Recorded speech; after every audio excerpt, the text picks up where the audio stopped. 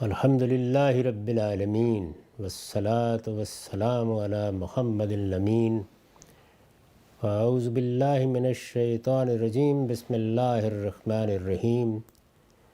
خواتین و حضرات، ہم سورہ اعراف کی آیت 70 سے درس کی ابتدا کر رہے ہیں۔ سلسلہ مباحث کو اپنے ذہن میں تازہ کر لیجئے۔ بنیادی حقائق کی وضاحت کے بعد تاریخ سے استدلال شروع ہوا ہے۔ پہلے قوم نوح میں اللہ کی دعوت کیسے پیش کی گئی، رد عمل کیا ہوا، پھر اس کے ساتھ اللہ تعالیٰ نے کیا معاملہ کیا، اس کو بیان کیا ہے۔ اس کے بعد اب قوم عاد کا معاملہ زیر بحث ہے۔ یہ بتایا ہے کہ قوم عاد کی طرف ہم نے اپنا پیغمبر بھیجا، ہمارے پیغمبر نے آ کر ان کو دعوت دی اور یہ کہا کہ میں رب العالمین کا رسول ہوں، جہانوں کے پروردگار کا رسول ہوں، میں تمہیں جو پیغام پہنچانے کے لیے آیا ہوں وہ پوری دیانت کے ساتھ پہنچا رہا ہوں اور میرے پیش نظر تمہاری خیرخواہی ہے۔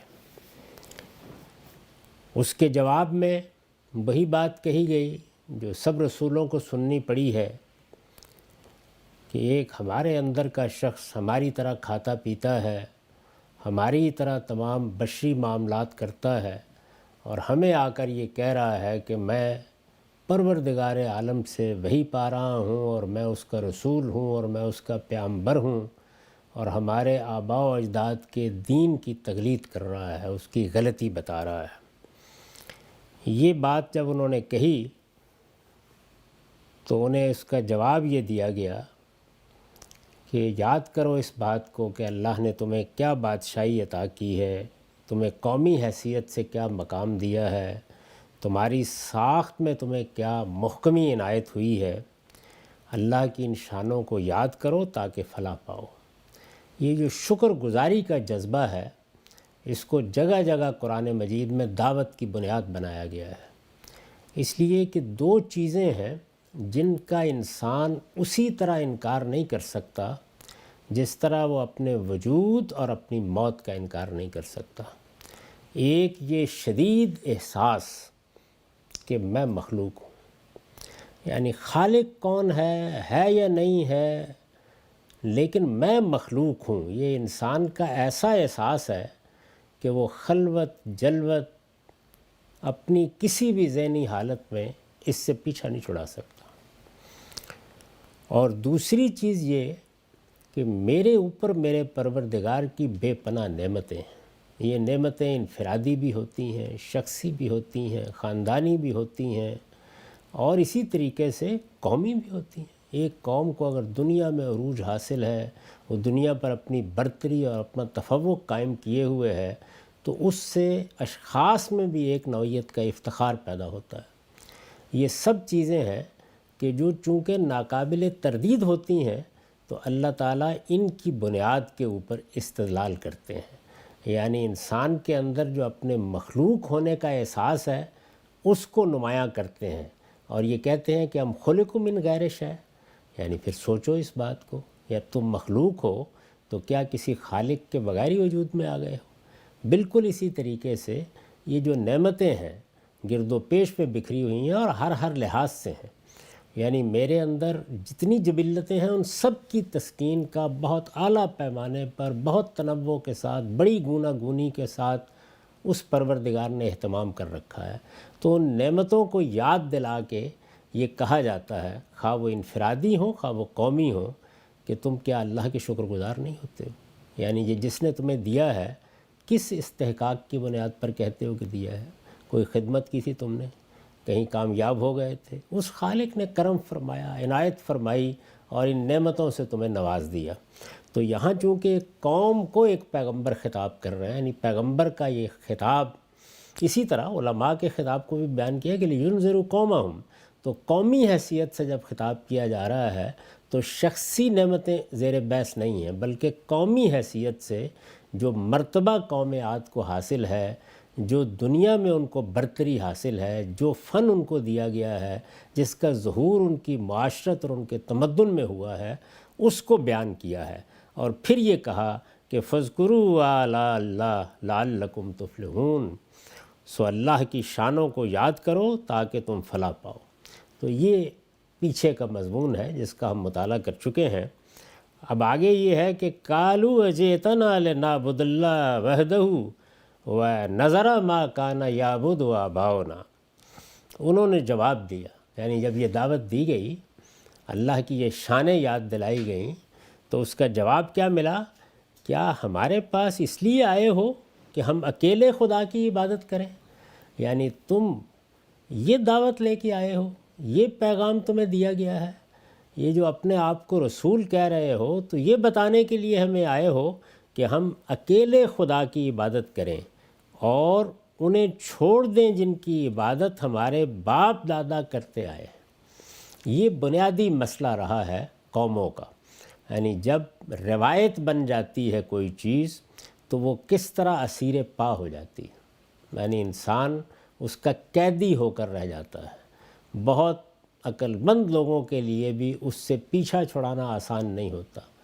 ماں باپ یہ کہتے رہے ہیں، آباء و اجداد یہ کہتے رہے ہیں، بزرگوں کی یہ روایت رہی ہے، اکابر کی ایک پوری تاریخ موجود ہے، وہ جب یہ کہتے رہے ہیں کہ یہ دیوی ہیں، یہ دیوتا ہیں، یہ ہماری سنتے ہیں، ہم ان کی پوجا کرتے رہے ہیں، تو یہ ساری تہذیب اس کی نفی کر دیں، اس کا انکار کر دیں اور آپ کی یہ بات مان لیں کہ ہم اب اکیلے خدا کی عبادت کریں گے۔ تو یہ انہوں نے جواب دیا، یعنی یہ کیسی بات ہے؟ گویا جملے کا مدعا یہ ہے کہ کیسی احمقانہ بات کر رہے ہیں، یہ کیا بات ہوئی؟ یعنی اپنے آباء و اجداد کی ساری روایت چھوڑ کر تمہاری یہ بات مان لیں کہ اکیلا پروردگار، وہی تنہا۔ قرآن مجید نے ایک مقام پر یہ بیان کیا ہے کہ اللہ تعالیٰ کے بارے میں کوئی بات کیجئے تو زمین پر کوئی خاص شکن نہیں پڑتی، لیکن جن کو معبود بنا کے بیٹھے ہوتے ہیں ان کے ساتھ محبت اس درجے میں ہوتی ہے کہ آپ ان پر تنقید کر کے تو دیکھیں، پھر اس کے بعد معلوم ہو جائے گا کیا صورت ہوگی۔ جب قوموں کے اندر اس طرح کے روابط، تعلقات، جذباتی عقیدت بندیاں یہ صورت اختیار کر لیتی ہیں تو آپ دیکھتے ہیں کہ پھر بحث یہ نہیں ہوتی کہ دین کیا ہے، اس کی ہدایت کیا ہے، پیغمبر کیا پیغام لے کر آئے ہیں، توحید کے کیا تقاضے ہیں، ہماری زندگی میں اس کے کیا اثرات ہونے چاہیے، ایمان انسان کے اندر کن چیزوں کو پیدا کرتا ہے، یہ مباحث نہیں ہوتے۔ فلاں کی توہین ہو گئی، فلاں کی گستاخی ہو گئی، فلاں کی شان کے خلاف بات ہو گئی، اس پر مورچے لگتے ہیں۔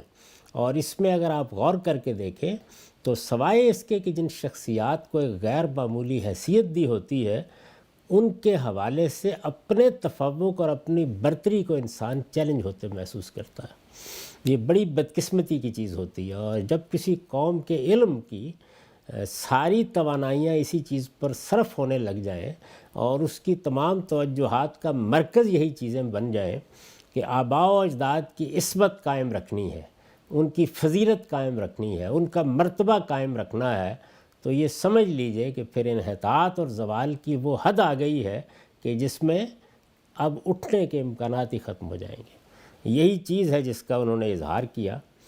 اور چونکہ جس طرح کہ میں عرض کر چکا ہوں کہ اللہ کے پیغمبر جن کو رسول بنا کے بھیجا جاتا ہے وہ اللہ کی عدالت بن کے آتے ہیں، تو وہ یہ کہہ دیتے ہیں کہ ہم یہ پیغام پہنچا رہے ہیں، ہم سائل کی درخواست لے کر نہیں آئے، یہ پیغام ہم پہنچائیں گے، اس کے بعد منکرین اور مومنین یعنی ماننے والوں اور انکار کرنے والوں کے لیے اسی دنیا میں اللہ کا فیصلہ صادر ہو جائے گا۔ معافی۔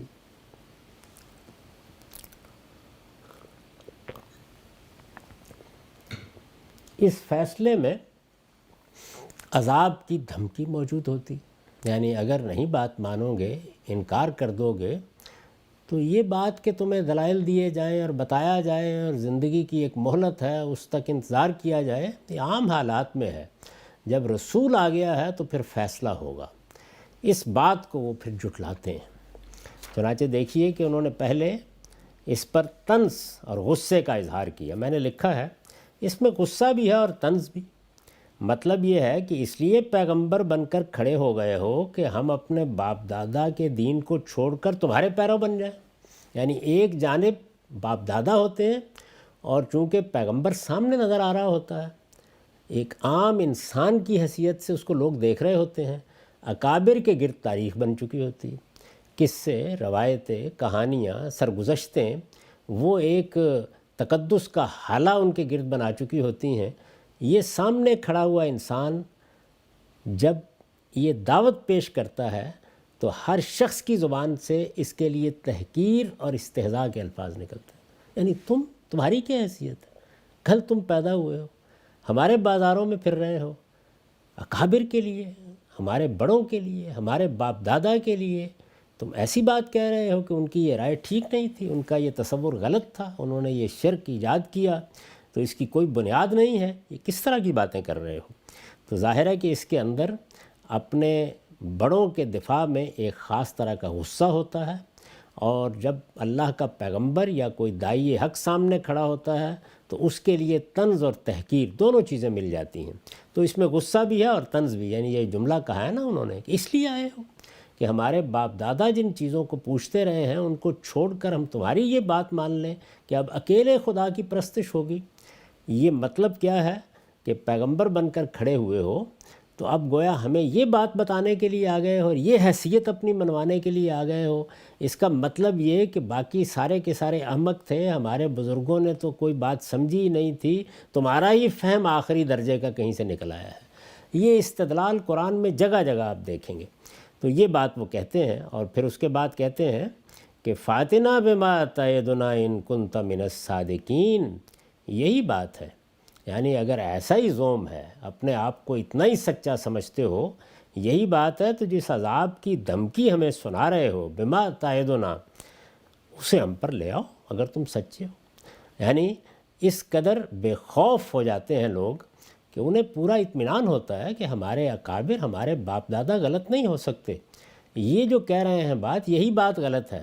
اور اس میں طرفہ تماشا کیا ہے کہ آگے بڑھ کر یہ دھمکی دے رہے ہیں کہ میری بات نہیں مانو گے، انکار پر اصرار کرو گے تو اس کا لازمی نتیجہ یہ نکلے گا کہ زمین سے مٹا دیے جاؤ گے، تمہارے اوپر اللہ کا عذاب آ جائے گا۔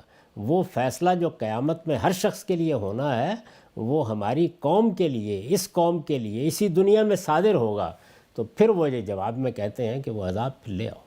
یعنی اگر ایسی بات ہے تو پھر ہمارے اوپر اب یہ عذاب کا تازیانہ برس ہی جانا چاہیے تاکہ فیصلہ ہو جائے کون صحیح کہہ رہا ہے کون غلط کہہ رہا ہے۔ فاتنا بما تعدنا ان کنت من الصادقین قال قد وقع علیکم من ربکم رجس وغضب۔ اس نے کہا، یعنی پیغمبر نے جواب دیا، تمہارے پروردگار کی طرف سے تم پر گندگی آ پڑی۔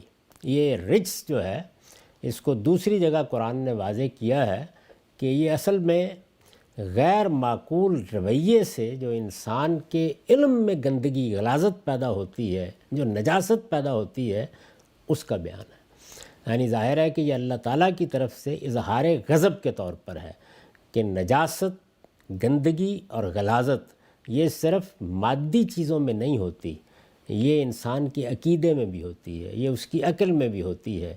جس وقت وہ غلط رویے اختیار کرتا ہے تو یہ بھی گویا ایک ایسا عمل ہے کہ جس سے اگر کسی انسان کی فطرت سلیم ہو تو اس کو ایسا ہی اباہ ہونا چاہیے جس طرح کا اباہ آدمی نجاست کو دیکھ کے اختیار کرتا ہے۔ تمہارے پروردگار کی طرف سے تم پر گندگی آ پڑی ہے، قد وقع علیکم من ربکم رجس وغضب، اور اس کا غضب ٹوٹ پڑا ہے۔ یعنی یہ جو کچھ کر رہے ہو یہ سراسر خلاف عقل ہے، اس کے پیچھے کوئی پاکیزگی نفس نہیں ہے، اس میں علم بھی آلودہ ہو گیا ہے۔ اسی تعبیر کو بیان کیا نا کہ قد افلح من زکاہا وقد خاب من دساہا، یعنی جس نے اس نفس کو آلودہ کر لیا۔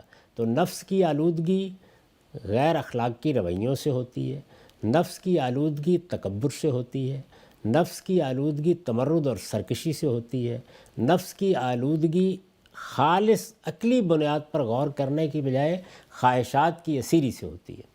تو اس کے مختلف پہلو ہیں اور ان مختلف پہلوؤں کو ملحوظ کر کے قرآن نے یہ بات کہی ہے اس پر میں نے لکھا ہے یعنی فیصلہ ہو گیا کہ کفر و شرک کی اسی گندگی میں پڑے رہو گے اور اس کے نتیجے میں خدا کے غضب کے مستحق ٹھہرو گے۔ یہ جو فرمایا نا قد وقع علیکم من ربکم رجس، یعنی اب اس رویے کے بعد یہ معلوم نہیں ہوتا کہ تم کبھی اس سے نجات پا سکو گے، اسی میں رہو گے اور نتیجہ پھر کیا نکلے گا؟ اللہ کا غضب تم پر آ پڑے گا۔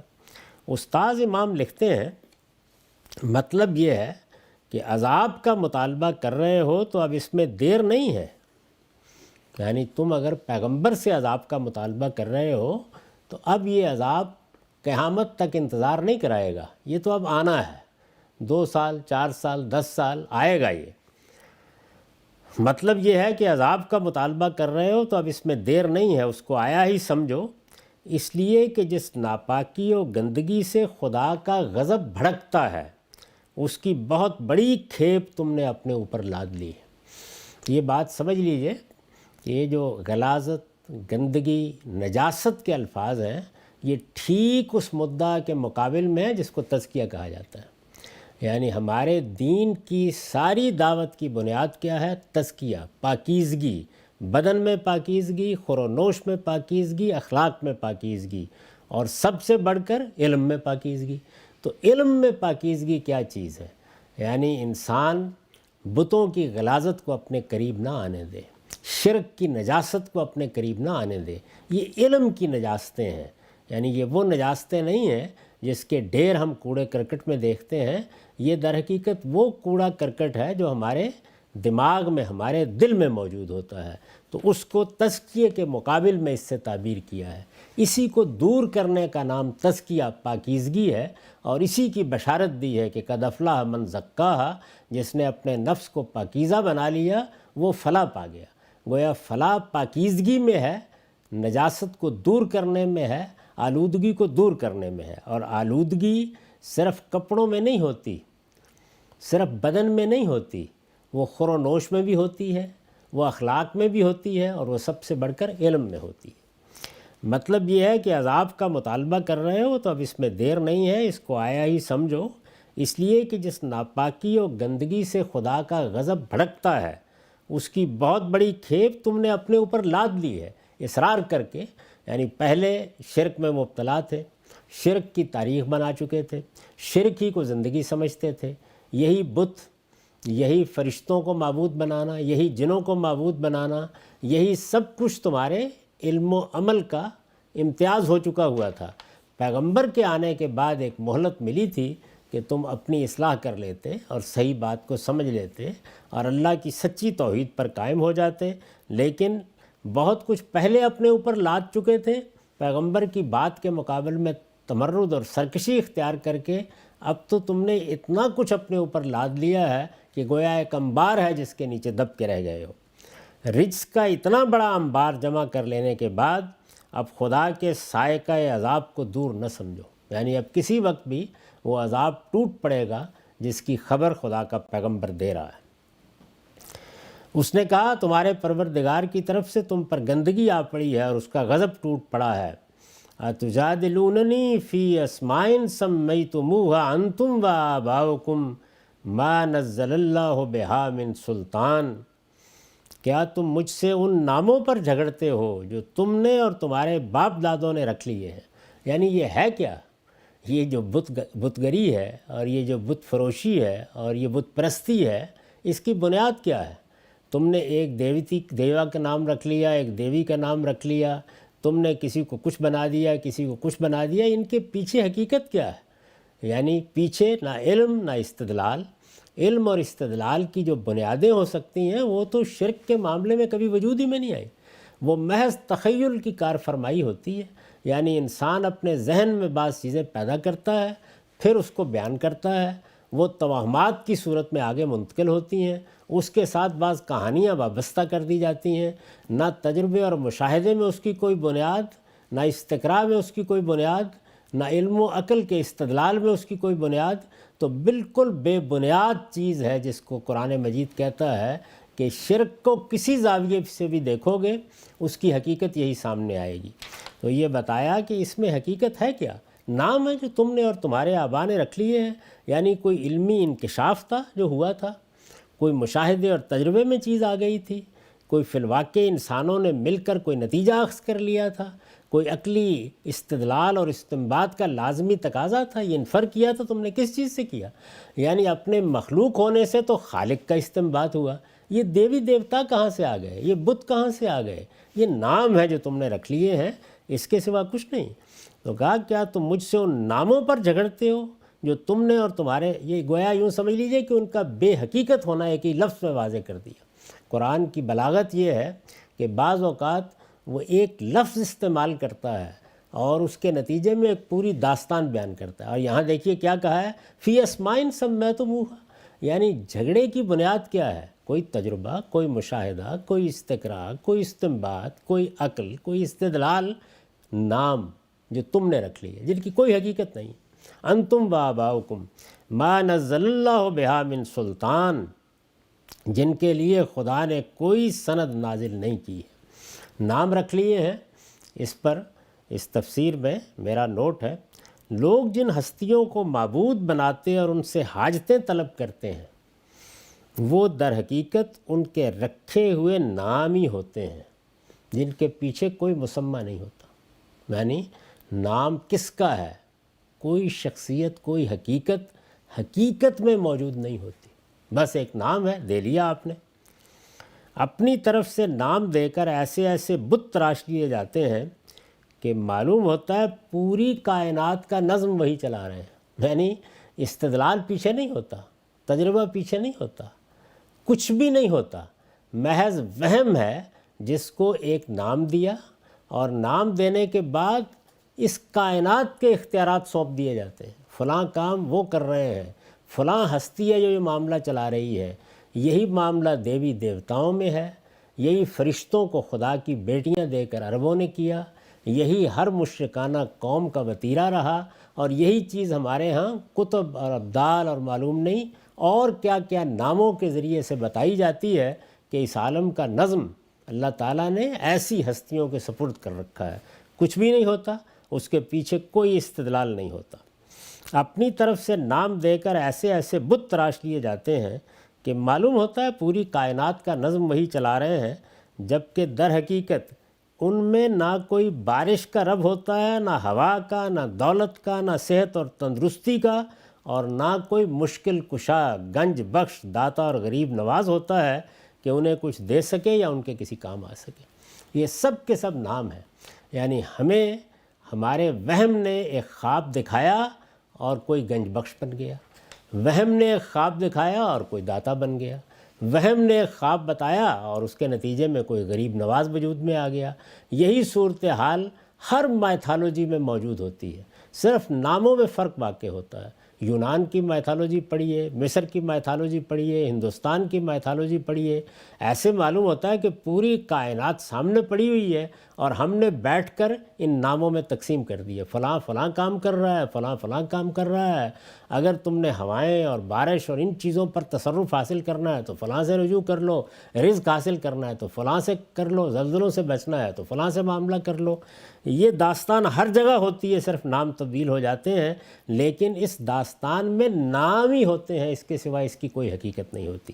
تو قرآن مجید نے یہ بتایا کہ کیا تم مجھ سے ان ناموں پر جھگڑتے ہو جو تم نے اور تمہارے باپ دادا نے رکھ لیے ہیں جس کے لیے خدا نے کوئی سند نازل نہیں کی ہے۔ یہ ہے اصل میں قرآن مجید کا فیصلہ کن بیان۔ یہ یوں سمجھ لیجئے کہ یہ یعنی ساری سونار کی ایک طرف رکھ دیجئے، یہ ایک ہی لوہار کی کافی ہے۔ ما نزل اللہ بہا من سلطان، یعنی عالم کا پروردگار یہ کہتا ہے کہ اگر میں نے کسی کو کوئی اختیار دیا تھا، معاف کی،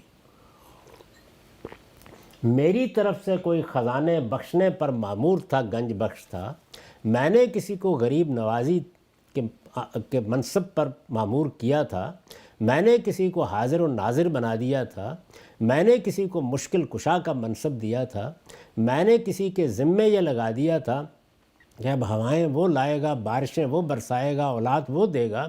یہ فیصلے اگر میرے تھے تو مجھے دنیا کو بتانا تھا کہ یہ فیصلے میرے ہیں، مجھے بتاؤ میں نے تورات میں ایسی کوئی بات کہی، میں نے زبور میں ایسی کوئی بات کہی، میں نے انجیل میں ایسی کوئی بات کہی، میں نے پیغمبروں کے صحیفوں میں ایسی کوئی بات کہی، میرے پورے دین کی تاریخ میں کسی پیغمبر نے تمہیں یہ اطلاع دی اور یہ قرآن مجید موجود ہے، اس میں کوئی ایسی اطلاع ہے؟ ما نزل اللہ بہا من سلطان، اللہ نے تو اس کے لیے کوئی سند نازل نہیں کی ہے، کیا بات بتا رہے ہو؟ اس پر میں نے لکھا ہے یہ اس لیے فرمایا کہ شرک کے حق میں کوئی عقلی یا نقلی یا فطری دلیل نہ کبھی پیش کی جا سکی ہے اور نہ پیش کی جا سکتی۔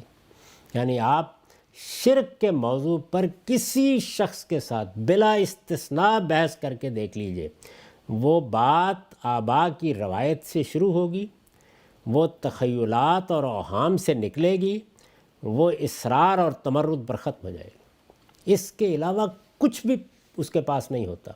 اب یہ دیکھیے کہ عقلی دلیل نہیں ہوتی، اس لیے کہ عقلی دلیل کے لیے کچھ مقدمات ہوتے ہیں جن کے لازمی اور ناگزیر نتیجے کے طور پر کہا جاتا ہے کہ عقل یہ کہتی ہے کہ ایسا ہونا چاہیے، کم سے کم ہونا چاہیے کا فیصلہ عقل سنا دیتی ہے۔ نقلی دلیل یعنی آپ اللہ کی کسی کتاب سے حوالہ دیجئے، قرآن سے حوالہ دیجئے، تورات سے حوالہ دیجئے، زبور سے حوالہ دیجئے، یہ سب تو بے لاگ توحید کی منادی کر رہے ہیں۔ فطری دلیل یعنی انسان اپنے اندر جو علم پاتا ہے اور پھر اس کے تقاضوں کو علم کے طور پر وجود پذیر کرتا ہے، ان میں کوئی استدلال کسی جگہ کوئی چیز نہیں ملتی۔ تو اس وجہ سے یہ فرمایا کہ اللہ نے ان کی کوئی سند نازل نہیں کی، اور اس سب کے باوجود کہ کوئی سند نہیں ہے، کوئی عقلی دلیل نہیں ہے، کوئی فطری دلیل نہیں ہے، کچھ بھی نہیں ہے تمہارے پاس، اور اصرار اس بات پر ہے کہ ہم اتنے سچے ہیں اور ہمارے آباء اتنے سچے تھے کہ تم عذاب لانا چاہتے ہو تو لے آؤ۔ یعنی سرکشی کا عالم یہ ہے۔ اس کا جواب دیا فانتظروا انی معکم من المنتظرین، اچھا انتظار کرو، میں بھی تمہارے ساتھ انتظار کرتا ہوں۔ یعنی بحث ختم ہو گئی۔ یہ قرآن کا اعجاز ہے کہ اس میں پیغمبروں کی دعوت کو کہیں ذرا تفصیل کے ساتھ اور کسی جگہ اجمال کے ساتھ بیان کر دیا جاتا ہے۔ بنیادی مقدمات یہی ہیں، یعنی وہ توحید کی دعوت دیتے تھے، وہ شرک کی بے ثباتی واضح کرتے تھے۔ اب جب توحید اور شرک کی بحث فیصل ہو گئی تو اصل میں دین کی ساری بحث فیصل ہو گئی۔ یہ متعین ہو گیا کہ اس کائنات کا ایک ہی پروردگار ہے، اور جب ایک ہی پروردگار ہے تو آگے جو کچھ ہے اس کے لیے وہی سند بن جائے گا، باقی بات کرنے میں پھر کوئی معنی نہیں ہوتا۔ تو دین کی حقیقت کیا ہے؟ اللہ کی سچی اور اللہ کی صحیح معرفت۔ تو اللہ کی صحیح معرفت سے وہ بات شروع کرتے ہیں، لیکن جواب یہ ملتا ہے فانتظروا انی معکم من المنتظرین، اچھا انتظار کرو، میں بھی تمہارے ساتھ انتظار کرتا ہوں۔ فرمایا کہ جب وہ اپنی اس روش سے باز نہیں آئے، اپنے اس رویے کو چھوڑنے کے لیے تیار نہیں ہوئے، فَأَنْجَيْنَاهُ وَالَّذِينَ مَعَهُ بِرَحْمَةٍ مِنَّا، آخر کار ہم نے اس کو یعنی پیغمبر کو، ہم نے اس کو اور انہیں جو اس کے ساتھ تھے اپنی رحمت سے بچا لیا۔ یعنی سیدنا ہود علیہ السلام جو پیغمبر بنا کر بھیجے گئے ان کو بھی نکال لیا، اور جن لوگوں نے ان کے ساتھ ایمان قبول کیا، فَأَنْجَيْنَهُ وَالَّذِينَ مَعَهُ بِرَحْمَةٍ مِنَّا، اپنی رحمت سے بچا لیا۔ یعنی ظاہر ہے کہ یہ عذاب جب آتا ہے پیغمبروں کے اتمام حجت کے نتیجے میں، تو وہ تو ہر چیز کو تل پٹ کر کے رکھ دیتا ہے۔ اس کی تصویریں قرآن نے کھینچی ہیں، یعنی اس کے سامنے کوئی چیز ٹھہر نہیں سکتی۔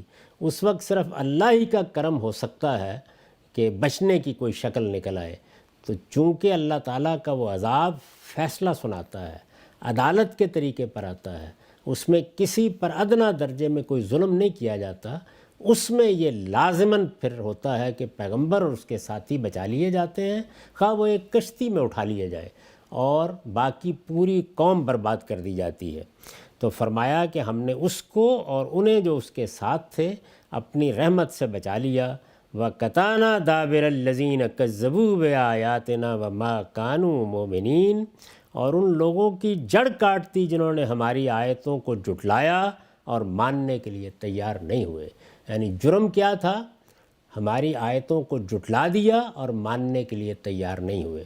قرآن مجید بعض موقعوں پر یہ ذکر کرتا ہے کہ کسی قوم میں فلاں برائی تھی، مثلا قوم شعیب کم تولتی تھی، ڈاکے ڈالتی تھی، تو یہ خیال کر لیتے ہیں بعض لوگ کہ یہ اس جرم کی سزا ہے۔ جرائم تو دنیا میں اب بھی ہو رہے ہیں، جرم ہو رہے تھے، ان جرائم پر متنبہ کرنے اور توحید اور اخلاق کی صحیح تعلیم دینے کے لیے اللہ اپنے پیغمبر کو مبعوث کرتا ہے۔ جب لوگ اسے ماننے کے لیے تیار نہیں ہوتے تو اس کے بعد سزا نافذ ہو جاتی ہے۔ تو گویا سزا کی بنیاد وہ جرائم نہیں بنتے، سزا کی بنیاد جھٹلانا اور ماننے کے لیے تیار نہیں ہونا۔ الذین کذبوا بآیاتنا وما کانوا مؤمنین، اس لیے ان کو ہم نے برباد کر دیا، ان کی جڑ کاٹ دی کہ انہوں نے ہماری آیتوں کو جھٹلایا اور ماننے کے لیے تیار نہیں ہوئے۔ اقول قولی ھذا واستغفر اللہ لی ولکم ولسائر المسلمین۔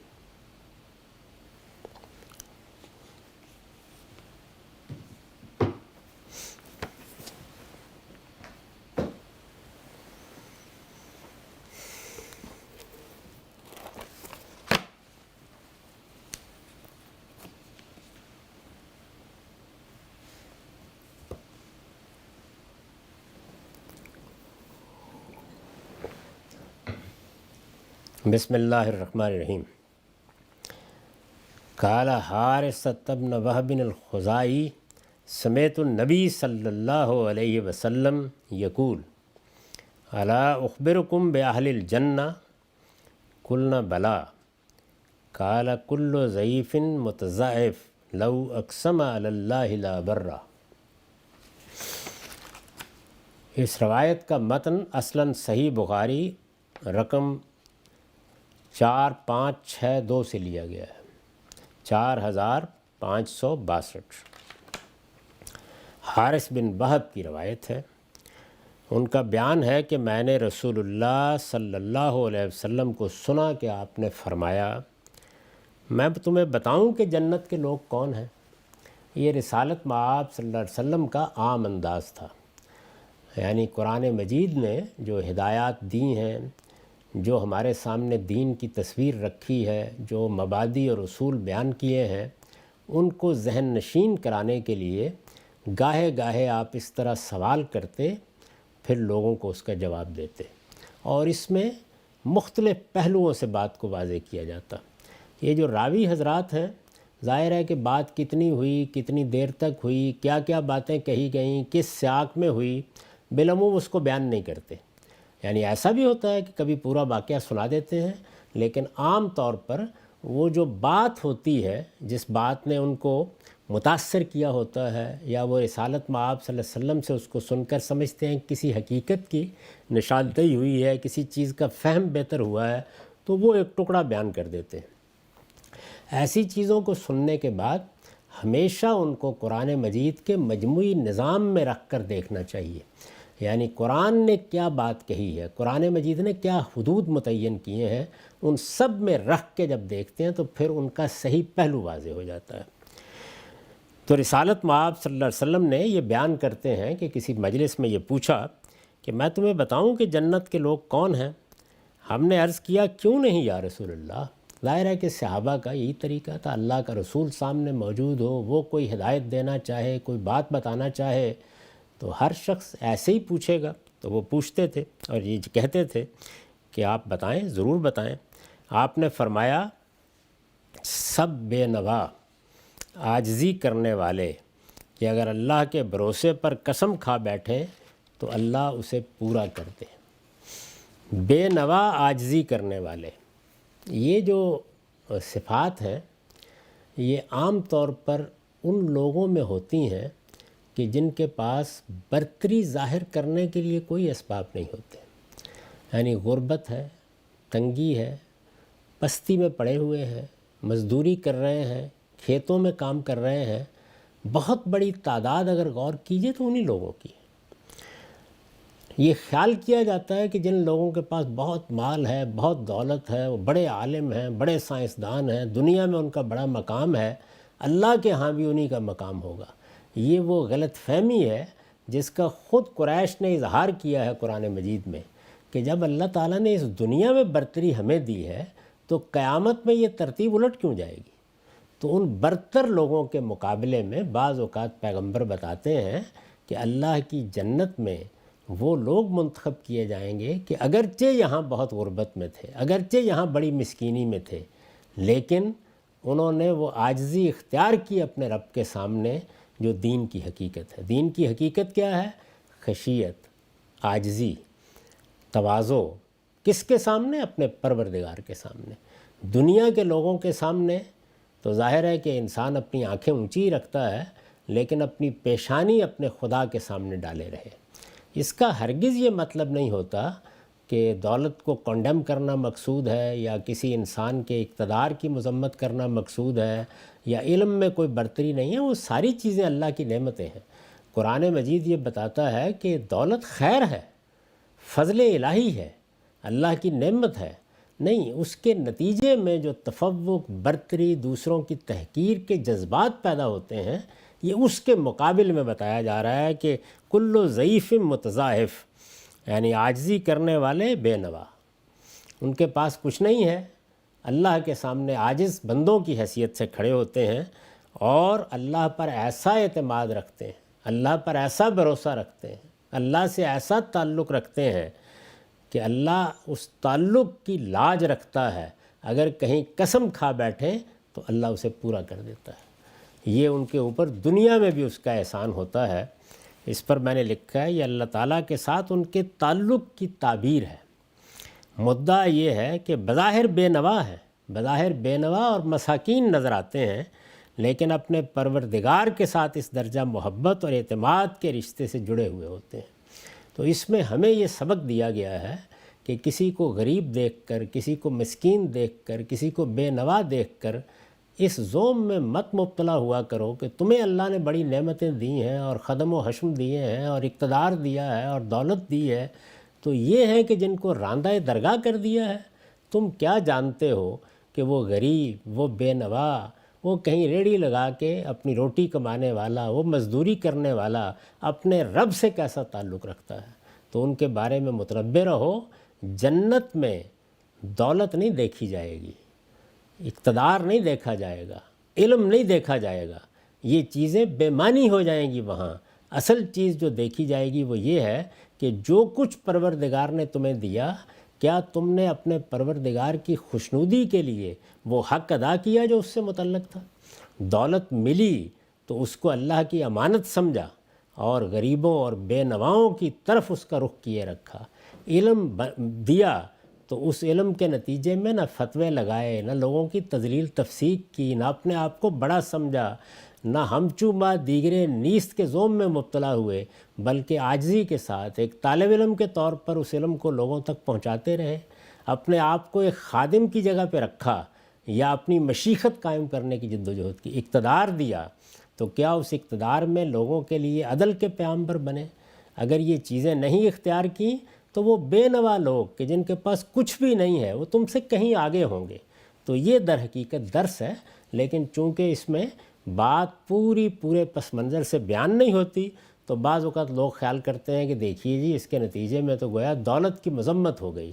تو قرآن مجید نے پوری طرح یہ بتا دیا کہ علم ہے، اقتدار ہے، حسن ہے، دولت ہے، سب اللہ کی نعمتیں ہیں، بڑی نعمتیں ہیں، یہ خیر ہے، فضل اللہ ہے، لیکن یہ اسی وقت اللہ کا فضل اور خیر بنے گا نتیجے کے لحاظ سے جب انسان ان کا حق ادا کرے گا۔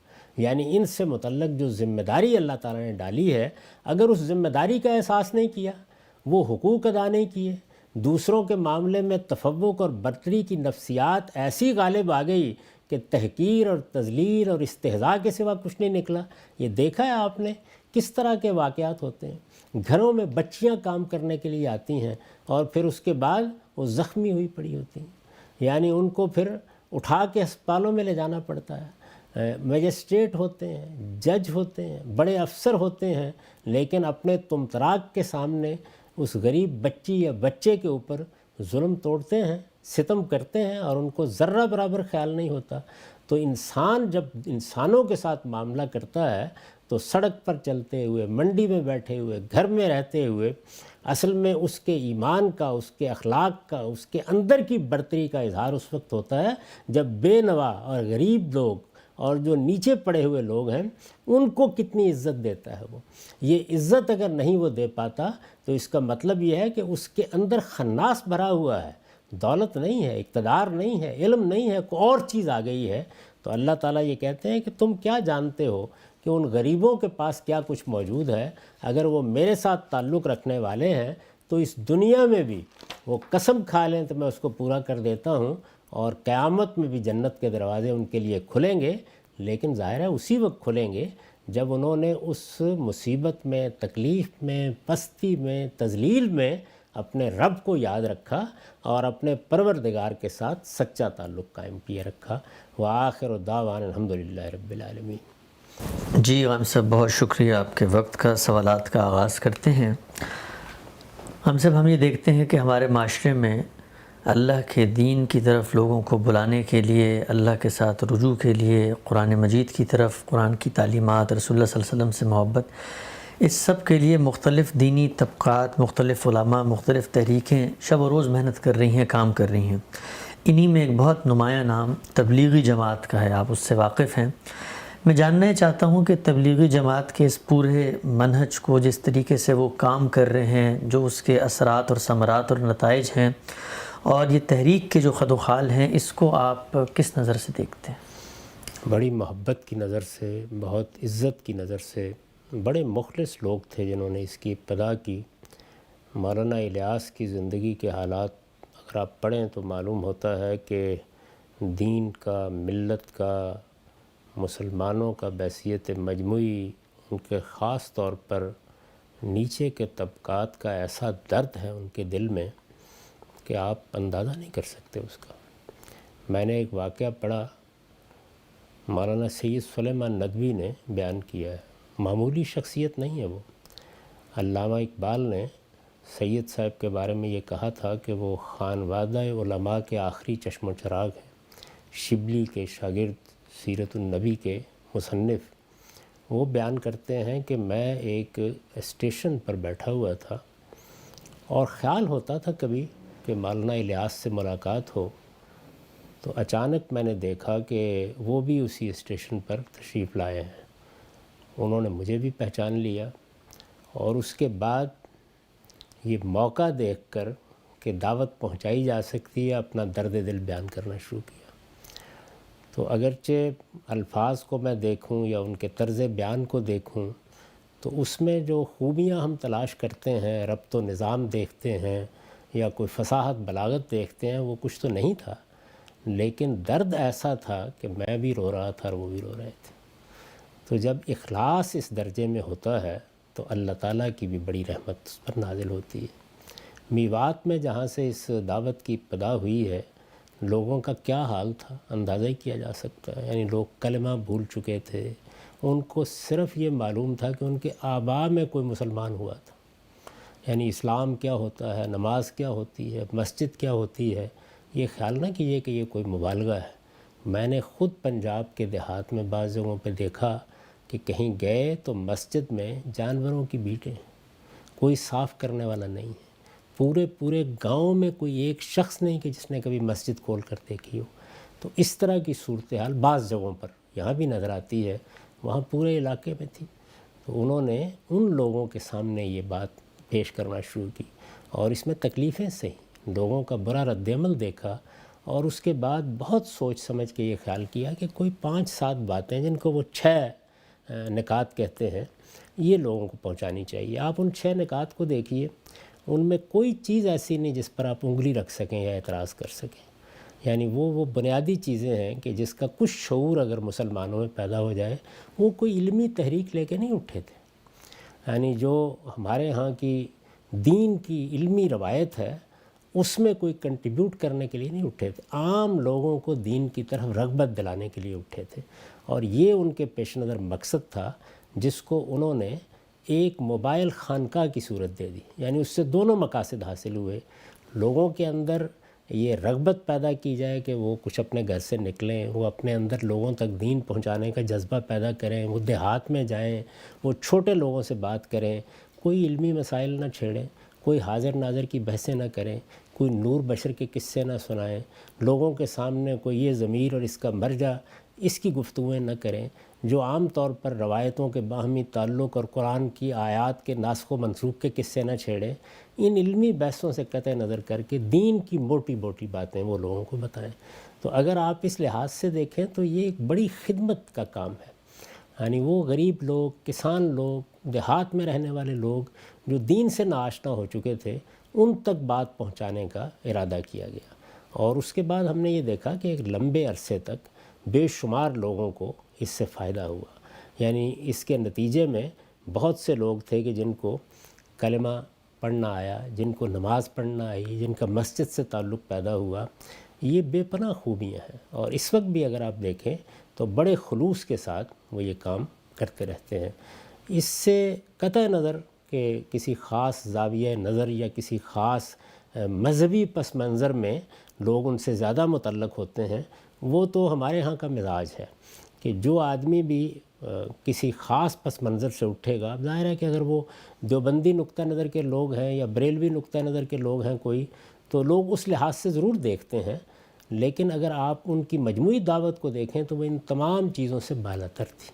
مقصد یہ تھا کہ لوگوں کو گھروں سے نکالا جائے، مسجد میں لایا جائے، ان کو کچھ اپنے دین کی طرف رغبت دلائی جائے، اور اس میں جس چیز کو بنیاد بنایا گیا وہ بڑی سچی بنیاد تھی، یعنی اللہ کی معرفت اور ایمان۔ ایمان وہ حقیقت ہے کہ جس کی آبیاری کے بغیر آپ باقی کسی چیز کی توقع ہی نہیں کر سکتے۔ کشت دل میں ایمان کی آبیاری کی دعوت کا ایسا عمدہ ظہور ہوا، اور پھر ہمارے ہاں چونکہ صوفیہ نے خانقاہیں قائم کی تھی، خانقاہ اپنی ذات میں ایک بڑا اعلیٰ ادارہ تھا۔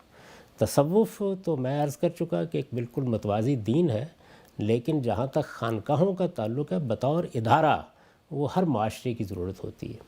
جس طرح طالب علموں کے لیے مدرسے، کالج، یونیورسٹیاں ہونی چاہیے، اسی طرح بڑوں کے لیے خانقاہیں ہونی چاہیے۔ خانقاہ کیا ہے؟ یہ اصل میں ریفریش کرنے کی جگہ تھی۔ تو انہوں نے موجودہ زمانے کے تقاضوں کو پیش نظر رکھ کے اس کو ایک موبائل خانقاہ کی صورت دے دی۔ وہ آدمی لوگوں کو کچھ بات بھی بتاتا ہے، نکل کھڑا ہوتا ہے، اور خود سیکھنے کا عمل بھی کرتا ہے۔ انسان کے ساتھ یہ معاملہ ہے کہ اس کو آپ اس کے ماحول سے نکال لیں تو بعض اوقات وہ تبدیلیاں جو برسوں میں نہیں آتی وہ چند دنوں میں آ جاتی ہیں، اور اس کے تجربات ہوئے۔ یعنی بحیثیت مجموعی یہ چیزیں تھیں جو خیر ہی خیر تھیں، خیر سے شروع ہوئیں، خیر ہی کا ان پر غلبہ رہا، آج بھی خیر ہی کا غلبہ ہے الحمدللہ۔ تو اس پہلو سے تو میں بڑا قدردان ہوں۔ باقی یہ ہے کہ کوئی بھی انسانی کام ایسا نہیں ہوتا کہ جس کو آپ پرفیکٹ کہہ سکیں، اس میں کچھ چیزوں کی نشاندہی بھی کی جا سکتی ہے اور کچھ تجاویز بھی پیش کی جا سکتی ہیں۔ یہ صرف کسی پیغمبری کی دعوت ہو سکتی ہے کہ جس پر آپ کوئی انگلی نہ رکھ سکیں۔ باقی انسان ہے، انسان کام کرتا ہے تو انسان کے جذبات، احساسات، اس کا مذہبی پس منظر اور بے شمار چیزیں جو اس کے ماحول اور تمدن میں ہوتی ہیں اس پر اثر انداز ہونا شروع ہو جاتی ہیں۔ اس لحاظ سے میں نے بارہا یہ کہا ہے اور پھر وہی بات دہرا رہا ہوں کہ 3 چیزیں ہیں جو بہت ادب، بہت احترام کے ساتھ ان کی قدر افزائی کرتے ہوئے میں نے ان کی خدمت میں پیش کرنا چاہیے۔ پہلی چیز یہ ہے کہ انہوں نے اپنی دعوت کی بنیاد، یعنی وہ 6 نکات زیر بحث نہیں ہیں، اپنی دعوت کی بنیاد اس چیز کو بنایا کہ مسجدوں میں کھڑے ہو کر کوئی کتاب پڑھ کے سنائی جائے گی۔ فضائل اعمال ہے یا تبلیغی نصاب ہے یا اس طرح کی کتابیں ہیں۔ ان کتابوں کو اگر آپ دیکھیں تو ان کی تمام بنا روایتوں اور قصوں پر رکھی گئی ہے۔ یہ بڑی ہی ناقص اور کمزور بنیاد ہے۔ اللہ تعالیٰ نے ہمیں اس کا پابند کیا تھا کہ ہم دعوت کی بنیاد صرف اللہ کی کتاب قرآن پر رکھیں گے۔ خود قرآن مجید نے یہ بتایا کہ ذکر بالقرآن من یخاف وعید، یعنی پیغمبر سے بھی یہ تقاضا کیا گیا کہ وہ لوگوں کو اللہ کی کتاب پڑھ کے سنائیں۔ تو میں نے بہت ادب کے ساتھ، احترام کے ساتھ، ان کے خلوص کا لحاظ کرتے ہوئے بارہا ان کی خدمت میں عرض کرنے کی کوشش کی ہے کہ اے کاش آپ کے ہاتھوں میں اس فضائل اعمال اور تبلیغی نصاب کے بجائے، جن میں موضوع تک روایتیں، ضعیف روایتیں، قصے اور کہانیاں ہیں، اس سے دین کا پورا توازن مجروح ہوتا ہے۔ تو اس کے بجائے کاش آپ کے ہاتھ میں اللہ کی کتاب ہوتی اور آپ مسجد میں لوگوں کو بلا کر یہ کہتے کہ آئیے آج ہم آپ کو سورہ رات سناتے ہیں، سورہ کاف سناتے ہیں، آج ہم آپ کو سورہ اسراء سناتے ہیں، اور سادہ ترجمہ لوگوں کو پڑھ کے سناتے ہیں۔ اس کے نتیجے میں لوگ دین کو اس کی اس شان کے ساتھ دیکھتے جس شان کے ساتھ وہ اللہ کی کتاب میں بیان ہوا ہے۔ تو پہلی بات جو میں نے کہی، اور ظاہر ہے کہ آدمی اس کی تمنا ہی کر سکتا ہے کہ وہ اس کتاب کو اپنے ہاتھ میں پکڑے۔ دوسری چیز جو اس معاملے میں عرض کی، اور وہی ان کی عزت، احترام، ان کے کام کی قدر کا لحاظ رکھتے ہوئے، وہ یہ کہ لوگوں کے اندر یہ خیال پیدا کر دینا کہ ان پر ایران توران کی ذمہ داری عائد ہو گئی ہے، ان کو ان کے قریبی ماحول میں متوجہ کرنا چاہیے۔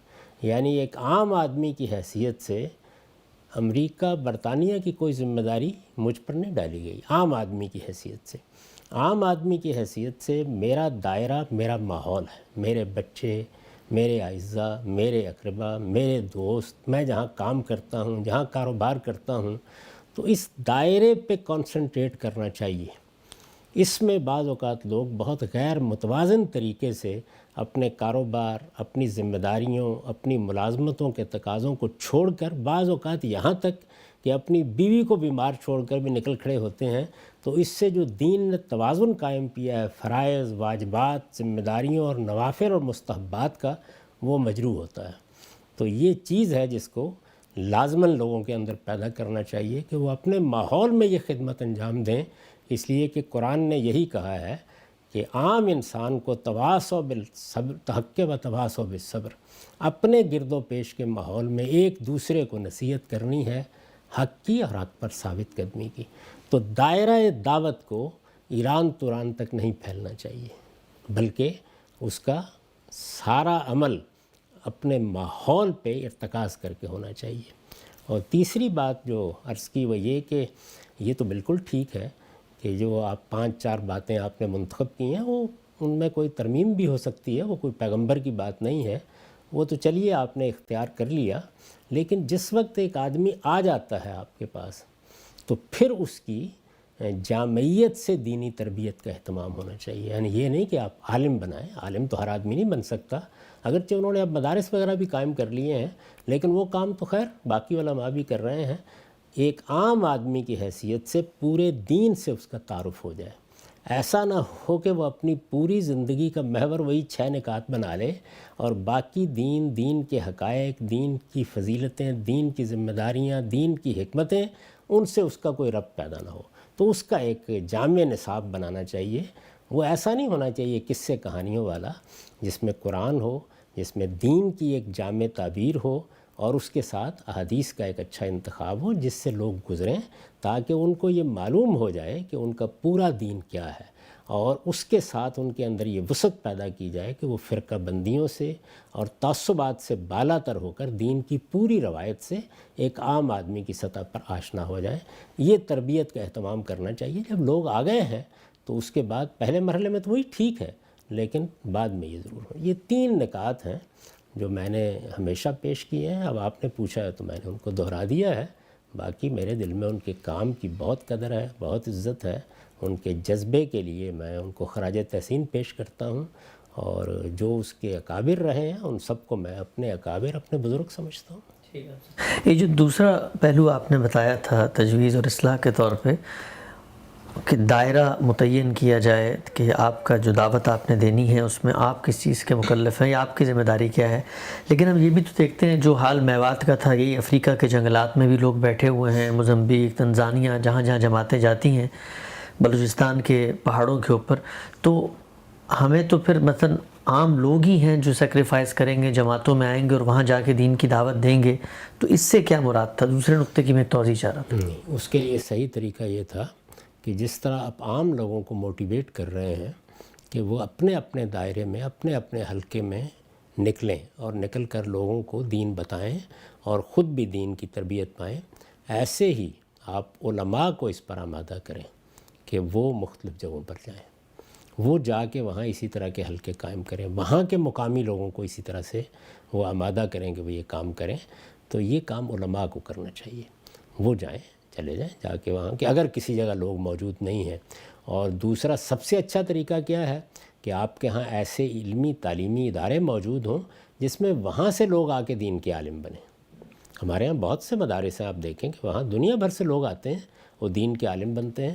آپ خود وہ مدرسے نہیں قائم کر سکتے تھے یا ادارے، تو آپ جو دینی ادارے موجود ہیں ان میں ان لوگوں سے رجوع کر سکتے تھے. کوئی افریقہ سے آیا ہوا ہے، وہاں کی زبان جانتا ہے، وہاں کے لوگوں سے واقف ہے، تو ہر جگہ پر اصل میں وہاں کے مقامی لوگوں ہی کو موٹیویٹ کرنا چاہیے. یہی صحیح طریقہ ہے. اور اگر بھیجنا ہے تو پھر کسی صاحب علم کو بھیجیے. ٹھیک ہے. عام آدمی کی ذمہ داریوں کی نوعیت بہت مختلف ہوتی ہے. علماء بننے کے لیے جو لوگ اپنے آپ کو وقف کر دیتے ہیں وہ اصل میں اختصاص کا فیصلہ کرتے ہیں، اور پھر ان کے لیے تمام ذمہ داریوں کا بندوبست بھی کرنا پڑتا ہے. عام آدمی کو تو اپنی بیوی کو دیکھنا ہے، بچوں کو دیکھنا ہے، گھر والوں کو دیکھنا ہے. اس کو آپ غیر متوازن راستے پر ڈال دیں گے تو اس سے دین کے سارے توازن کو مجروح کر دیں گے.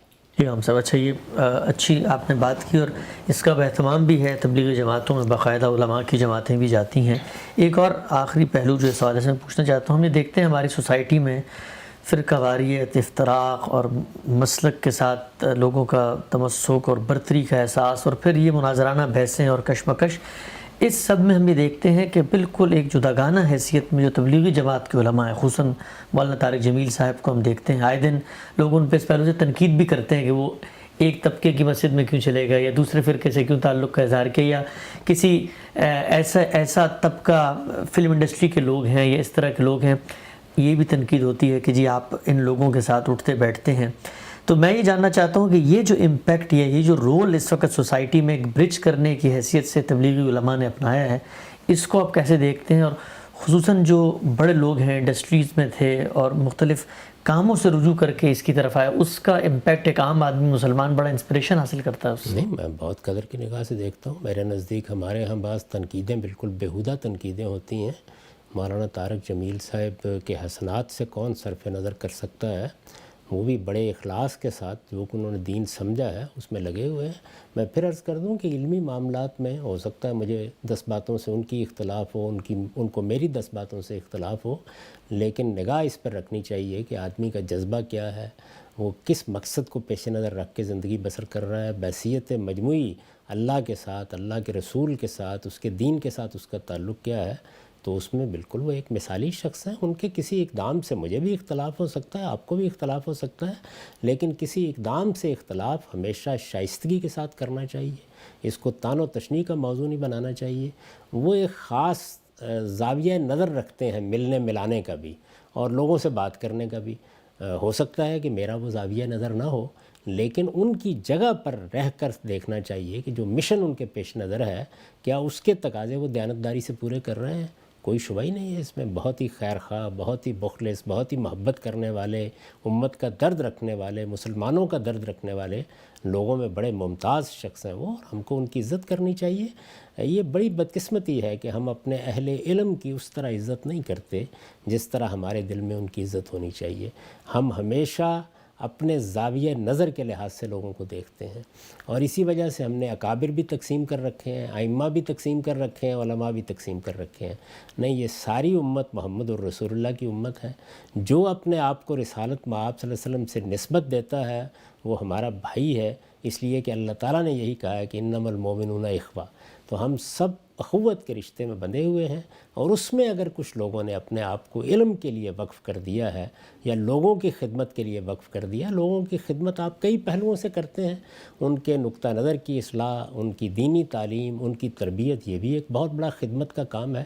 تو اس خدمت کو کرنے والے ہر آدمی کی عزت کرنی چاہیے. اس کا یہ مطلب نہیں ہے کہ آپ اختلاف نہ کریں. اختلاف کریں، علم سے بھی کریں، عمل سے بھی کریں، لیکن شائستگی اور تہذیب کے ساتھ کریں. بات سمجھنے کے انداز میں کریں. دوسرے پر نقد کرنا ہے تو پہلے اس کی بات سمجھیں، اس کا زاویہ نظر سمجھیں، پھر یہ دیکھیں کہ آپ کیا بات کر رہے ہیں.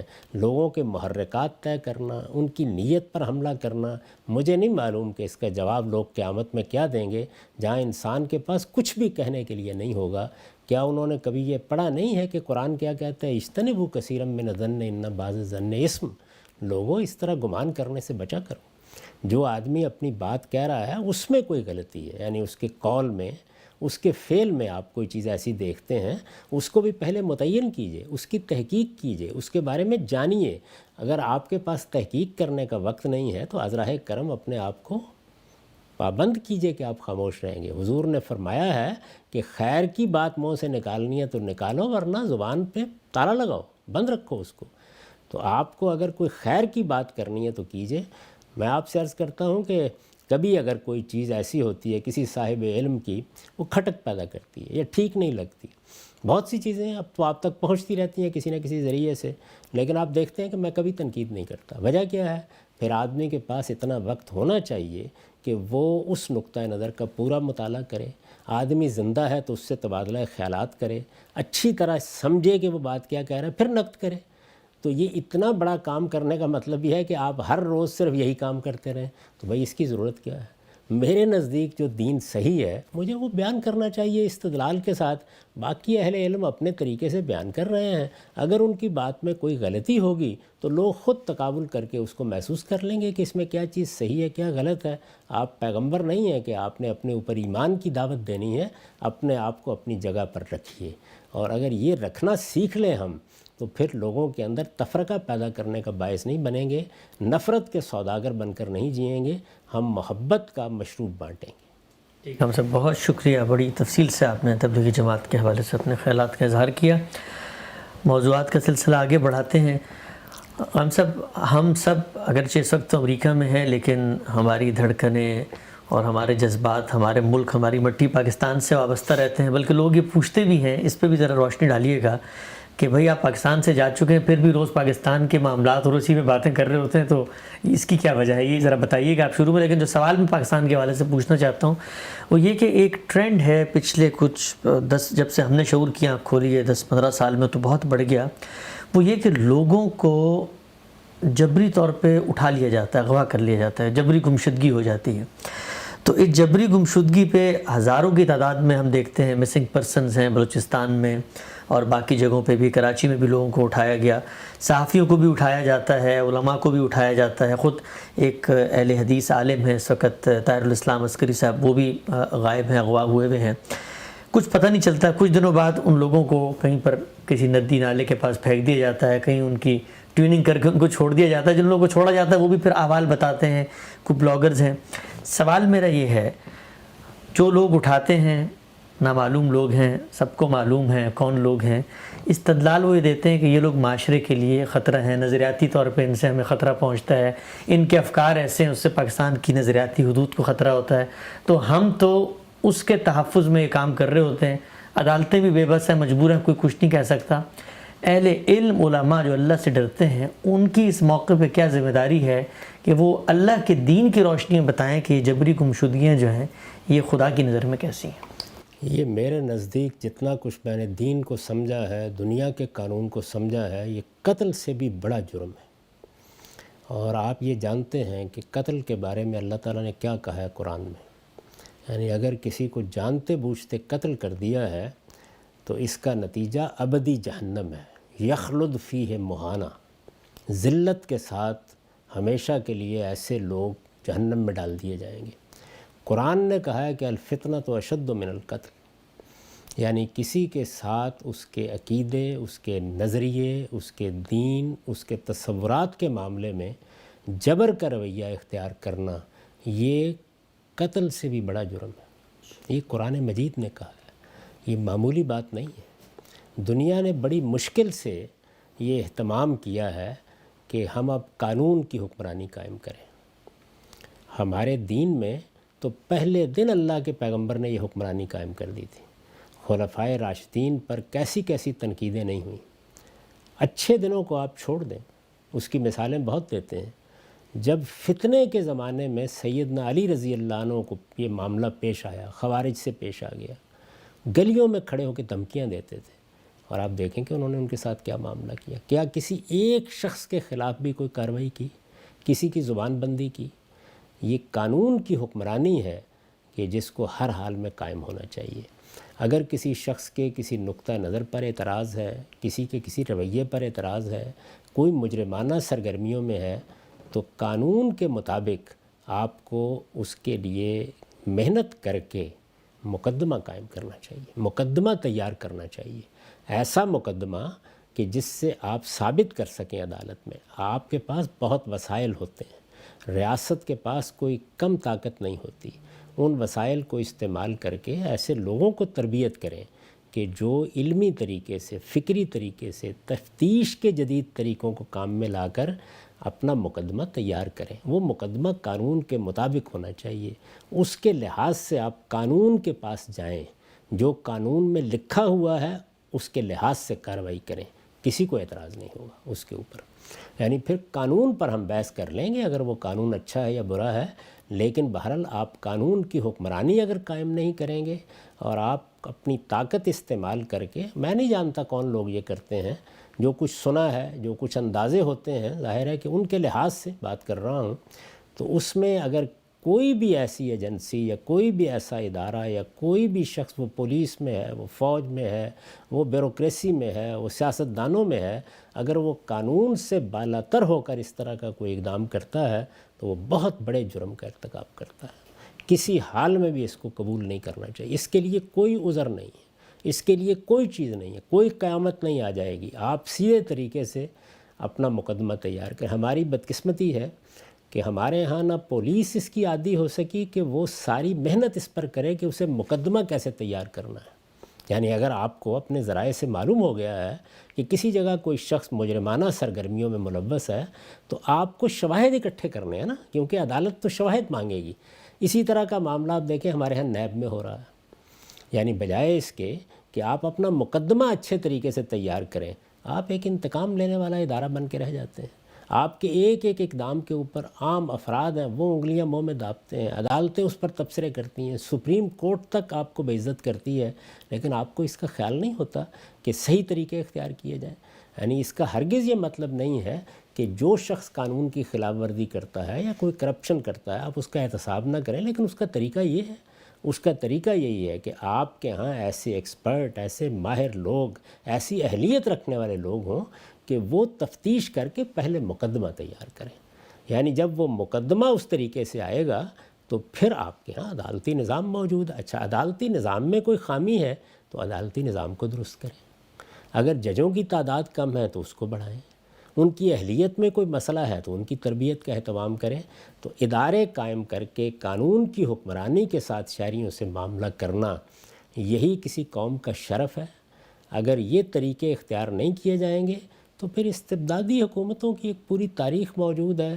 استبداد برہنہ ہو، بادشاہت کی صورت میں ہو، آمریت کی صورت میں ہو، یا اس طرح کے بیہودہ پست ہتھ کنڈوں کی صورت میں ہو، ہر حال میں قابل مذمت ہے اور کسی درجے میں بھی اس کی تائید نہیں کرنی چاہیے۔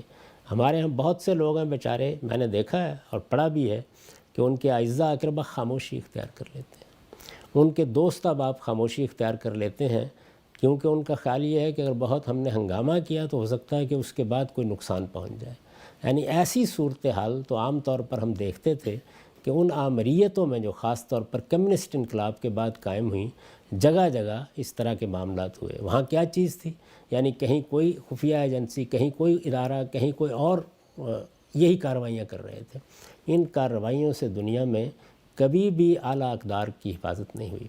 اور میں آپ سے یہ عرض کر دوں کہ ہمارے ہاں یہ جو اقدار کی اور شخصیات کی اور ناموس کی حفاظت قانون کی طاقت سے کرائی جاتی ہے، اس سے زیادہ پست کام کوئی نہیں۔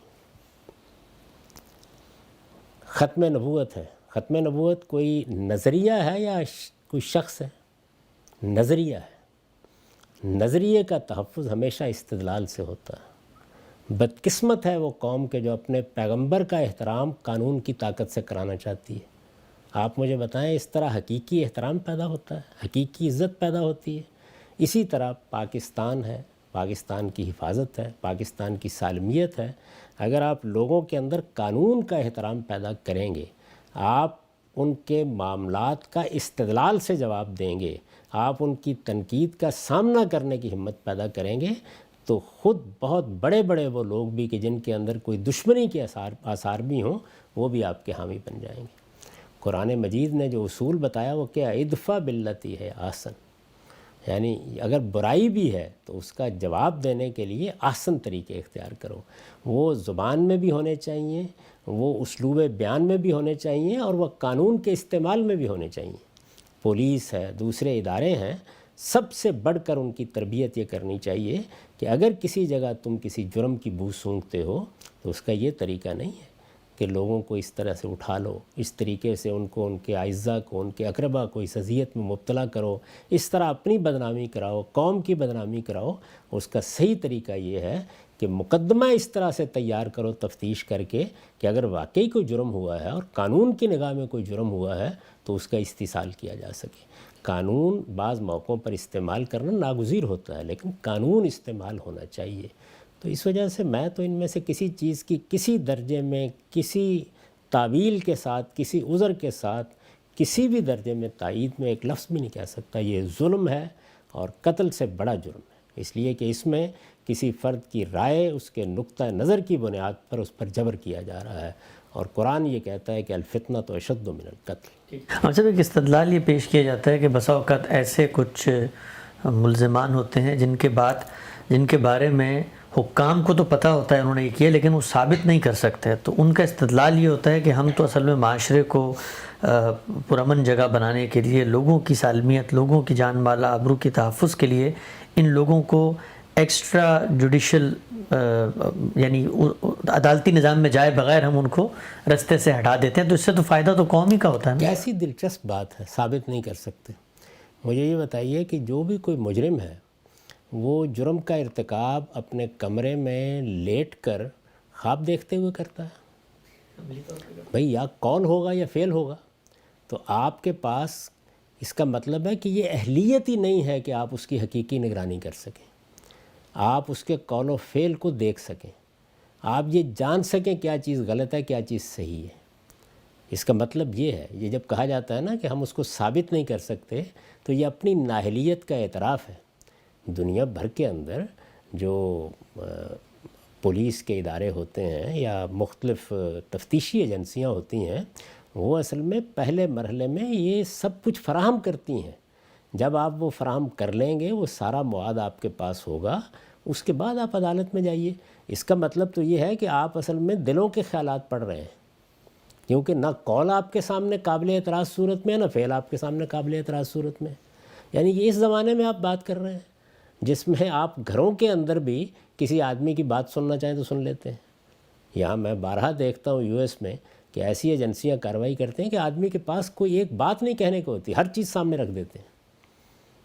تو آج کے زمانے میں، تو قدیم زمانے میں بھی جو لوگ اہل ہوتے تھے، یہ اپنی نااہلیت کا اعتراف ہے، اس کے سوا کچھ نہیں ہے کہ ایک چیز آپ کے علم میں آ گئی اور فرض کر لیجئے کہ آپ بالکل سچے ہیں، تو اب آپ کا کام کیا تھا؟ آپ کا کام یہ تھا کہ آپ نہایت تربیت یافتہ اور اچھے لوگوں کے ذریعے سے اس قول و فعل کا، یعنی قول اور فعل کے سوا تو کچھ نہیں ہو سکتا نا، یعنی آپ نیت پر کارروائی کریں گے، ارادے پر کارروائی کریں گے، خواب پر کارروائی کریں گے، کس چیز پہ کریں گے؟ جو کچھ ہو رہا ہے وہ یا فعل میں ہو رہا ہے یا قول میں ہو رہا ہے، تو آپ کے پاس اس کا ریکارڈ حاصل کرنا۔ اچھا، کوئی آدمی قوم و ملک کے خلاف بات کر رہا ہے، وہ بات باہر نہیں کر رہا، کہیں اپنے آپ کے ساتھ کر رہا ہے، ہم کلامی کر رہا ہے تو کرنے دیں، اس کا مطلب ذہنی توازن خراب ہے اس کا۔ اگر وہ باہر کر رہا ہے تو اس کو اگر دنیا سن رہی ہے کہ اس کے نتیجے میں قوم کو خطرہ لاحق ہو گیا، تو آپ بھی سن رہے ہیں۔ تو اس کا مطلب یہ ہے کہ حقیقت میں وہ جو بات کر رہا ہے، جو کام کر رہا ہے، وہ قانون کی گرفت میں آتا نہیں، یعنی اس کے اور کوئی معنی نہیں ہے۔ ورنہ مجھے یہ بتائیں کہ یہ ہو کیسے سکتا ہے؟ کوئی آدمی کوئی سازش کر رہا ہے بیٹھا ہوا تو فعل کا ارتکاب کرے گا نا، تو آپ لائیں اس کی تصویر سامنے، لائیں مقدمہ بنائیں اس کے سامنے۔ پھر یہ ہے کہ اگر قانون میں کوئی خامی ہے تو قانون کو درست کریں۔ تو اس وجہ سے یہ تو یعنی اس پہ گفتگو ہی نہیں ہو سکتی، یہ بالکل ناقابل قبول چیز ہے اور بہت بدترین جرم ہے۔ اللہ تعالیٰ ان لوگوں کو ہدایت دے کہ جو اس طرح کے جرائم کا ارتکاب کرتے ہیں، اور جو لوگ اس اذیت سے گزر رہے ہیں، ہماری ہمدردی، ہماری محبت سب ان کے ساتھ ہے، وہ کوئی بھی ہے، یعنی وہ کوئی لبرل ہے، وہ کوئی دائیں بازو کا ہے، وہ کوئی اہل حدیث ہے، وہ کوئی دیوبندی ہے، وہ کوئی بریلوی ہے، وہ کوئی ہے، وہ کوئی صحافی ہے، نہیں، سب کی عزت یکساں ہونی چاہیے۔ یعنی مسلمان کی عزت، مسلمان کیا، ہر انسان کی عزت، آبرو، جان، مال، اس کو بیت اللہ کی طرح کی حرمت حاصل ہے۔ کسی کا یہ کام نہیں ہے کہ وہ کسی کی جان، مال، آبرو کے خلاف قانون سے ماورا ہو کر کارروائی کرے۔ قرآن مجید نے یہ بتا دیا الا بالحق، آپ کو ہر حال میں اپنا مقدمہ ثابت کرنا ہے، اس کے بعد قانون میں جو راستہ متعین کیا گیا اسی کی روشنی میں کارروائی ہوگی۔ اس سے ہٹ کر ہر کارروائی بالکل بے معنی ہے، بے بنیاد ہے، ایک شدید جرم ہے جس سے ہر آدمی کو اللہ سے استغفار کرنی چاہیے۔ ٹھیک ہے صاحب، آخری سوال یہ ہے ہم صاحب کہ جب یہ کہا جاتا ہے کہ پاکستان کی نظریاتی حدود، تو اب یہ تو ایک تصور اور خیالی بات ہے، تخیل ہے، یہ نظریاتی حدود کیا چیز ہوتی ہے؟ یہ کوئی کتاب میں لکھی ہوئی چیز ہے، اس کو کوئی آئین نے متعین کر دیا ہے، یا یہ کچھ لوگ ہیں، افراد ہیں، وہ بتائیں گے کہ آج نظریاتی حدود یہ ہے، کل بڑھ گئی تھی؟ مثلا ہم یہ دیکھتے ہیں کہ کوئی شخص جو ہے وہ پاکستان میں کہ خارجہ پالیسی کے بارے میں کوئی ایسی بات کرتا ہے جو ریاست کے مزاج کے خلاف ہے، تو کہا جاتا ہے تو نظریاتی حدود کو پامال کر رہا ہے۔ تو یہ نظریاتی حدود پائی کہاں جاتی ہیں پاکستان کی؟ ان میں سے کوئی چیز کوئی حقیقت نہیں رکھتی، نہ نظریاتی حدود کوئی حقیقت رکھتی ہیں، نہ قومی مفاد کوئی حقیقت رکھتا ہے۔ یہ بے معنی الفاظ ہیں اور یہ صرف بے گناہوں پر ظلم کے لیے بولے جاتے ہیں۔ قانون ایسے بنایا ہی نہیں جا سکتا، یعنی اس طرح کے الفاظ جو اپنا تعین نہیں رکھتے، اپنا مصداق نہیں رکھتے۔ قانون ہمیشہ منفی بنیادوں پر بنایا جاتا ہے، یعنی آپ بتائیں قومی مفاد کے خلاف کیا بات ہوتی ہے، اس کو متعین کریں قانون میں۔ قول میں ہوتی ہے تو اس کو متعین کریں، فعل میں ہوتی ہے تو اس کو متعین کریں۔ یہ طے کرنا آپ کا کام نہیں ہے۔ قانون ہمیشہ تعین میں جائے گا، یعنی وہ مثال کے طور پر یہ بیان کرے گا کہ سرقہ یا چوری کی سزا ہے، تو سب سے پہلے ڈیفائن کرے گا چوری ہوتی کیا ہے۔ تو اس وجہ سے جب آپ کہتے ہیں کہ کچھ چیزیں مثال کے طور پر قومی مفاد کے خلاف ہوتی ہیں، وہ کیا چیزیں ہیں جو قومی مفاد کے خلاف ہوتی ہیں؟ متعین کریں نا، بتائیں۔ تو وہ منفی چیزیں پہلے آپ کو طے کرنی پڑیں گی، ان کے خلاف قانون ہوگا۔ اس طرح کے جو قانون بنے ہوئے ہیں، مثلا ہمارے ہاں دیکھیں نا توہین، یہ توہین کیا چیز ہے؟ آپ متعین کر کے بتائیں کیا ہوتی ہے توہین؟ یعنی کیا علمی استدلال توہین ہوتی ہے؟ کیا نقطہ نظر کا اختلاف توہین ہوتا ہے؟ کیا آپ کی ایک رائے ہے جو آپ نے علم و عقل کی بنیاد پر قائم کی ہے وہ توہین ہوتی ہے؟ کیا علمی لحاظ سے کسی شخصیت، کسی نظریے پر تنقید کرنا توہین ہوتی ہے؟ اگر یہ توہین ہے تو پھر تو ہر چیز رک جائے گی، پھر تو علم کی بنیادیں ہل جائیں گی، پھر تو تحقیق کے تمام زاویے بند ہو جائیں گے۔ آپ کو متعین طور پر بتانا چاہیے کہ کیا چیز ہوتی ہے۔ قانون ہمیشہ اس منفی بنیاد کو متعین کرتا ہے۔ یعنی آپ دیکھیں مثلا آپ یہ قانون بنا لیں، لوگوں کے مال کے خلاف اقدام یہ قابل معافی جرم نہیں ہے۔ بھائی وہ کیا اقدام ہے جو مال کے خلاف ہے؟ تو اس وجہ سے الٹ کے بتائیے کہ چوری، غبن، ملاوٹ، تو اب کیا ہوا؟ اب چیزیں متعین ہو گئیں۔ تو ایسے ہی آپ کو بتانا پڑے گا کیا چیزیں قومی مفاد کے خلاف ہیں، کیا چیزیں نظریے کے خلاف ہیں، بتائیں نا کیا چیزیں۔ آپ جس وقت یہ تعین کرنے کے لیے بیٹھیں گے آپ حیران رہ جائیں گے کہ آپ کے پاس کہنے کے لیے دو لفظ بھی نہیں ہوں گے۔ تو یہ سب بالکل افسانہ طرازی ہے، اس کی کوئی حقیقت نہیں۔ ایسے قوانین بھی تبدیل ہونے چاہیے، اور پھر قانون سے ماورا اقدامات یہ نہ اخلاقی لحاظ سے ٹھیک ہیں، نہ یہ بین الاقوامی قانون کے لحاظ سے ٹھیک ہیں، نہ جدید جمہوری اقدار کے لحاظ سے ٹھیک ہیں، اور نہ دین کے لحاظ سے ان کو درست قرار دیا جا سکتا ہے۔ اس طرح کے لوگ جو یہ اقدامات کرتے ہیں، قانون سے ماورا گمشدگیوں کے اقدامات اور اس نوعیت کے اقدامات، وہ در حقیقت اخلاقی حدود کے لحاظ سے بھی مجرم ہیں، اور خود اس کے مستحق ہیں کہ ان کو کٹہرے میں لایا جائے اور ان کے خلاف کارروائی کی جائے۔ وہ بین الاقوامی قانون کے لحاظ سے بھی مجرم ہیں، وہ جمہوری اقدار کے لحاظ سے بھی مجرم ہیں، اور وہ خدا کے دین کے لحاظ سے بھی مجرم ہیں۔ بہت شکریہ، بہت تفصیل سے آپ نے اس موضوع پہ بات کی۔ مختصر ہمارے پاس 2 منٹ ہی بچے ہیں، تو کوئی ہلکی پھلکی سی بات کر لیتے ہیں۔ اچھا، میں نے ابتدا میں غامدی صاحب پوچھا تھا کہ لوگ یہ کہتے ہیں، عام طور پہ ہم کمنٹس میں پڑھ رہے ہوتے ہیں کہ بھی غامدی صاحب 2009 میں چلے گئے ملیشیا، 10 سال وہاں رہے، لیکن پاکستان کو نہیں بھولے، پاکستان کی باتیں، پاکستان کے مسائل، سماجی مسائل ہوں یا دینی مسائل جو مشکلات پیش آ رہی ہوتی ہیں امریکہ میں، تو یہ پاکستان جو ہے وہ کیوں نہیں اترتا آپ کے ذہن سے؟ کیا میں اپنے ماں باپ کو بھول جاؤں، اپنے اعزہ اقربا کو بھول جاؤں؟ ہر انسان اپنے ساتھ اپنی تاریخ لے کے آتا ہے۔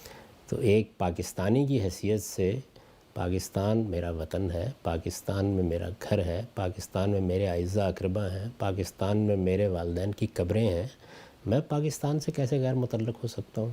پھر پاکستان نہیں، میں ایک مسلمان ہوں، مسلمان کی حیثیت سے مسلمانوں کی پوری تاریخ میری تاریخ ہے، ان کے ہیرو میرے ہیرو ہیں، ان کے اکابر میرے اکابر ہیں، میں اس کو بھی کیسے فراموش کر سکتا ہوں۔ اس سے آگے جا کر پوری انسانیت آدم و حوا کی اولاد ہے، اس لحاظ سے وہ سب میرے بھائی ہیں۔ تو یہ مختلف تعلقات اور روابط ہیں جن کے لحاظ سے انسان موو بھی ہوتا ہے، اپنی رائے بھی دیتا ہے، اپنا نقطہ نظر بھی بیان کرتا ہے۔ تو بین الاقوامی معاملات پر بھی گفتگو ہوگی، اس لیے کہ ہم ایک ایسی دنیا میں رہتے ہیں کہ جو اب ایک گلوبل ولیج بن چکی ہوئی ہے۔ پاکستان کے بارے میں بھی گفتگو ہوگی، اپنی تاریخ پر بھی گفتگو ہوگی۔ میں ان چیزوں کے بارے میں کوئی بہت انیشیٹو لے کے تو کبھی گفتگو آپ جانتے ہیں نہیں کرتا، لیکن اگر کوئی سوال سامنے آئے گا تو ضرور اپنی رائے دوں گا۔ ہم سب ہمارا وقت یہاں پہ ختم ہوتا ہے انشاءاللہ۔ آپ اعلان فرما دیجئے کہ اگلے ہفتے عید کے لیے جو ہے وہ ہمارے یہاں تعطیل ہوگی۔ یہ ہفتے کو بھی اور اتوار کو بھی ہماری یہ نشستیں 2 نشستیں ہوتی ہیں۔ ہفتے کو ہم درس قرآن کا اہتمام کرتے ہیں، درس حدیث کا، اور اتوار کو میں اپنی کتاب میزان پڑھاتا ہوں۔ تو یہ دونوں نشستیں اگلے ہفتے نہیں ہوں گی، یعنی کل اتوار کی نشست ہوگی۔ اس کی وجہ یہ ہے کہ عید الاضحیٰ کے دن ہوں گے، تو اس میں لوگ ان میں مصروف ہوں گے۔ ٹھیک، ہم سے بہت بہت شکریہ آپ کے